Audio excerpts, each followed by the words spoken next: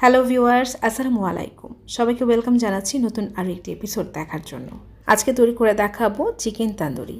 আর এই চিকেন তান্দুরিটা সাধারণত তৈরি করা হয় তান্দুর নামের একটা বিশেষ চুলার মধ্যে।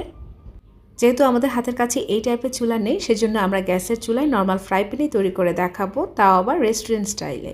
আর এই চিকেন তান্দুরিটা খেতে কিন্তু দুর্দান্ত। চলুন তাহলে কথা না পারি রেসিপি শুরু করি। তান্দুরি চিকেন তৈরি করার জন্য এখানে প্রায় আমি 1.5 কেজির মতো চিকেন নিয়েছি। আর আমি সবগুলোই প্রায় লেগ পিস নিয়েছি, একটা শুধু ব্রেস্ট পিস নিয়েছি। আপনারা চাইলে যে কোনো পিস দিয়ে তৈরি করতে পারেন। এবার একটা ছুরির সাহায্যে চিকেনটাকে ধরে এইভাবে আমি ডিপ কাট করে নিয়েছি। এতে করে ম্যারিনেটের সময় এর ভেতরে মশলাটা প্রবেশ করবে আর খেতেও ভালো লাগবে। আর এমনভাবে কাট করতে হবে যেন একদম হাড় পর্যন্ত ঠেকে যায়, এতে করে মশলাটা ভালো করে প্রবেশ করবে আর খেতেও ভালো লাগবে। চিকেনের আরেক পাশটাও আমি এভাবে কেটে নেব, আর বাকি যে চিকেনের পিসগুলো আছে সেগুলোকেও আমি এভাবে কেটে নিচ্ছি। চিকেনগুলো কাটা হয়ে গেছে। এবার আমি ম্যারিনেটের জন্য একটা মিক্সিং বোলের মধ্যে 1/2 কাপের মতো ফ্যাটানো টক দই নিয়েছি। দিয়ে দিচ্ছি 1 টেবিল চামচ করে আদা রসুন বাটা। এবার আমি দিয়ে দিচ্ছি পরিমাণ মতো লবণ। আর এই চিকেনের ক্ষেত্রে কিন্তু লবণ আর ঝালটা একদম পারফেক্ট হতে হবে, তা না হলে খেতে কিন্তু ভালো লাগবে না। ফ্রোজেন করা দিয়ে দিয়েছি 3 টেবিল চামচের মতো টমেটো কেচাপ, আর দিয়েছি 3 টেবিল চামচের মতো চিকেন তান্দুরি মশলা। সেটা আমি বাজার থেকে কিনে এনেছি। আর এরকম একটা প্যাকেট কিনে রাখলে কিন্তু অনেক দিন পর্যন্ত চিকেন তান্দুরি তৈরি করতে পারবেন। ধনিয়া গুঁড়া দিয়ে দিচ্ছি 1 চা চামচের মতো, আর ভাজা জিরার গুঁড়া দিয়ে দিচ্ছি 1 চা চামচের মতো। চাট মশলা দিয়ে দিচ্ছি 2 টেবিল চামচের মতো। হাতের কাছে না থাকলে আপনারা চাইলে নুডলসের মশলাটাও ইউজ করতে পারেন। 3 টেবিল চামচের মতো লাল মরিচের গুঁড়া দিয়ে দিচ্ছি। আপনারা কিন্তু অবশ্যই ঝালটা দেখে বুঝে তারপরে দিবেন। আর এখানে দিয়ে দিচ্ছি বড় একটা স্লাইস লেবুকে এখানে চিপে দিয়ে দিচ্ছি। সরিষার তেল দিয়ে দিচ্ছি প্রায় 4 টেবিল চামচের মতো। এ পর্যায়ে খুব ভালো করে একটা হুইক্সের সাহায্যে মশলাটাকে মিশিয়ে নেব। আর এখন কিন্তু খুব দারুণ একটা ফ্লেভার আসা শুরু করেছে।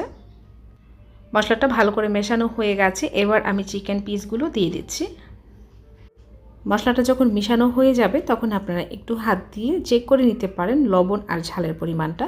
তারপরে আপনারা চিকেন এখানে অ্যাড করতে পারেন।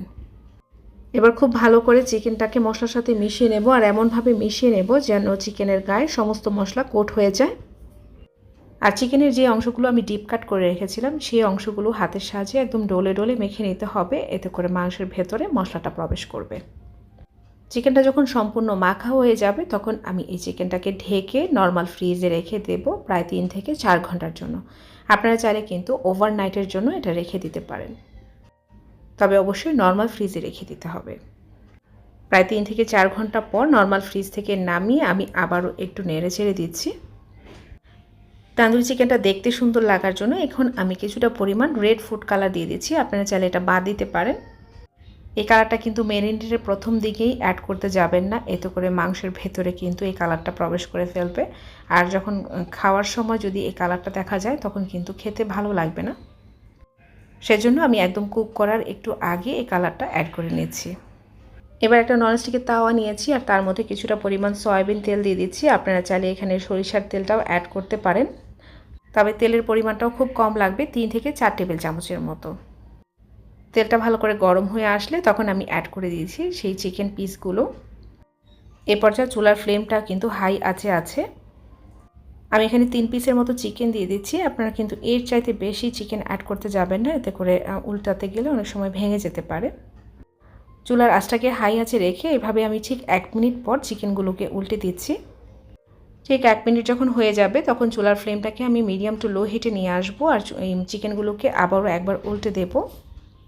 এবার উপর থেকে একটা ঢাকনা দিয়ে দিয়েছি, আর ঢাকনা দিয়ে প্রায় চিকেনটাকে 8 থেকে 10 মিনিটের মতো কুক করে নেব।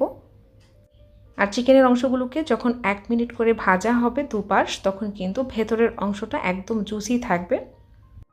প্রায় 5 থেকে 6 মিনিট রান্না করার পর চিকেনগুলোকে আমি আবারও এভাবে উল্টে দেব।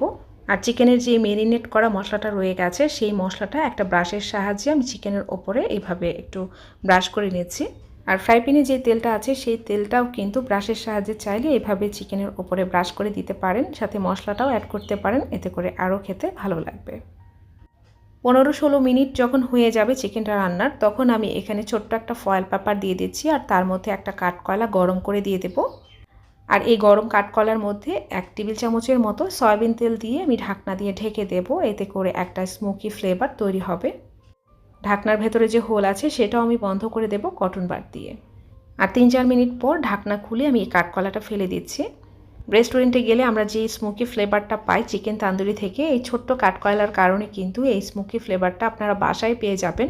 নান রুটি কিংবা পরোটার সাথে সার্ভ করতে পারেন, আর সাথে যদি থাকে মেয়োনিজ আর সালাদ তাহলে কিন্তু এর স্বাদ ডাবল হয়ে যাবে।